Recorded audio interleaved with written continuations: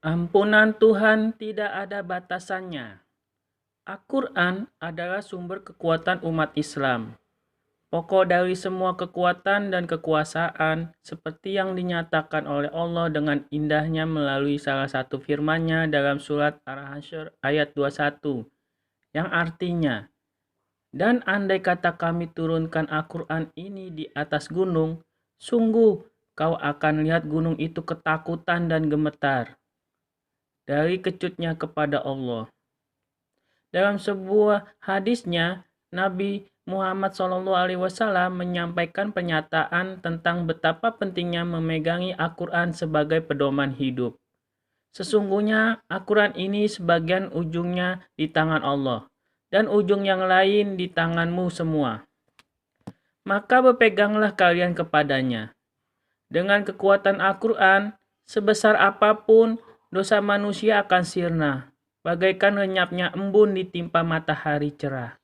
Sehingga kemuliaan Nabi, bahkan kebijaksanaan dan kerahimannya, tunduk pasrah di bawah keagungan Allah Subhanahu wa Ta'ala. Yang di dalam Al-Quran dengan gaung kasih sayangnya yang berkumandang abadi ditegaskan melalui surat Al-Baqarah ayat 222. Sungguh Allah mencintai para durjana yang tobat, dan Allah mencintai orang-orang yang bersih.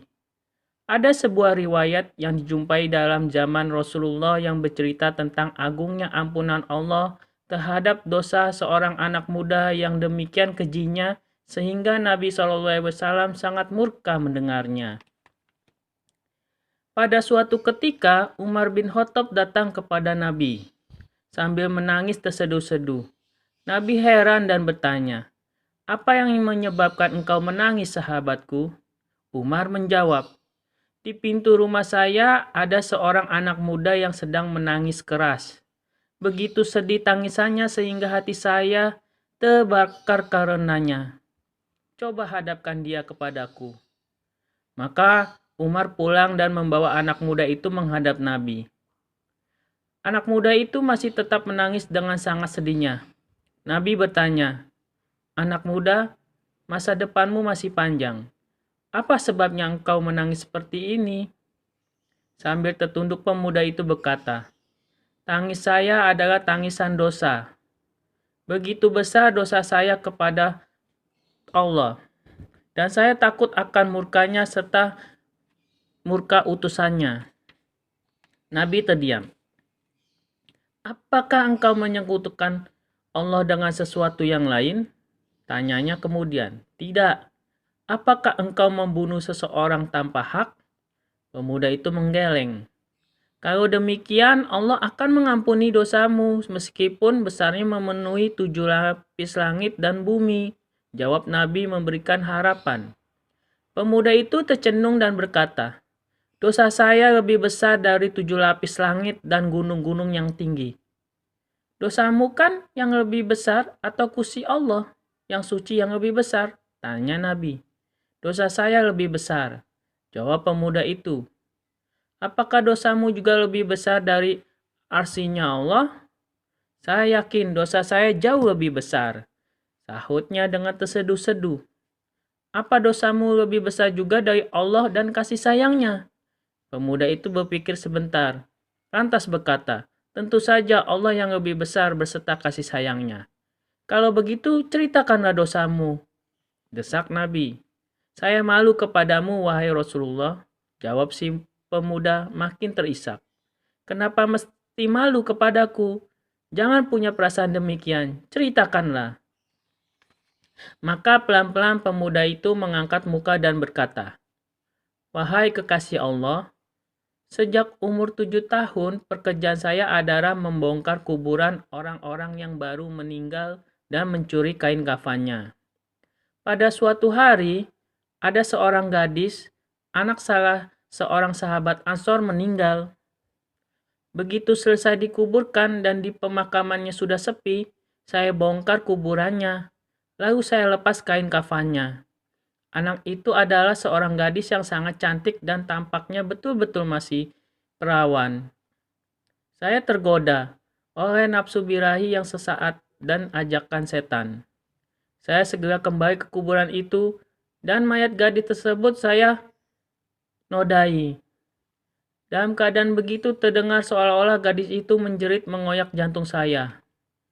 Apakah engkau tidak malu dan tidak takut kepada pengadilan Allah pada hari ketika hak orang yang teraniaya dituntutkan atas penganiayaannya?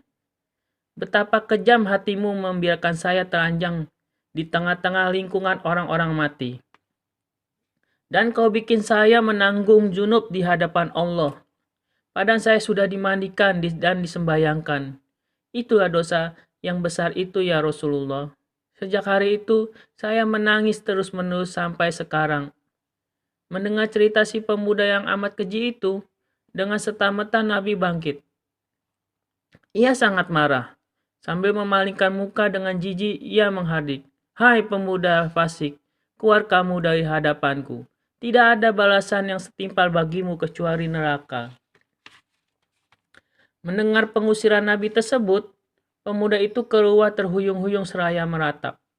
Ia berkeliaran di tengah-tengah padang pasir. 7 hari 7 malam tidak makan tidak minum, dan sama sekali tidak tidur. Mukanya ditelungkupkan terus-menerus bersujud di atas pasir, baik pada hari panas maupun tatkala hawa dingin membekukan padang pasir. Dia menangis kepada Allah sambil mengadu, Ya Allah, saya adalah seorang hamba yang berdosa dan bersalah besar. Saya telah datang ke pintu rumah utusanmu dengan harapan agar beliau sudi memberi syafaat kepada saya di hadapanmu kelak. Namun, begitu mendengar betapa kejinya dosa saya, beliau berpaling dengan muak. Diusirnya saya mentah-mentah. Kini saya datang menghadapmu ya Allah.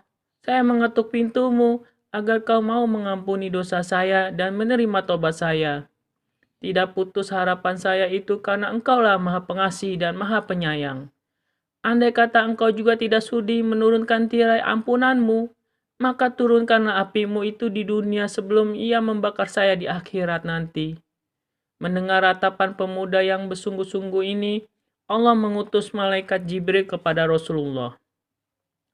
Malaikat Jibril itu menyampaikan salam Allah kepada Nabi yang dijawab oleh Nabi dengan ucapan Huwassalam, wa minhus salam, wa ilahi yarji'us salam.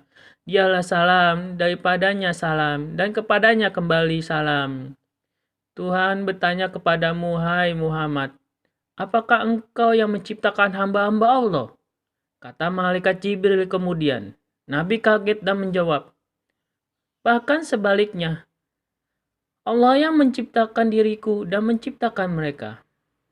Allah bertanya lagi, apakah engkau yang berkuasa dan memberi rezeki kepada mereka? Nabi makin kaget. Sama sekali tidak. Allah lah yang memberi rezeki kepada mereka dan kepadaku. Malaikat Jibril meneruskan, kata Allah, apakah engkau yang menerima tobat dan menghapuskan segala kesalahan? Nabi menyahut, tidak.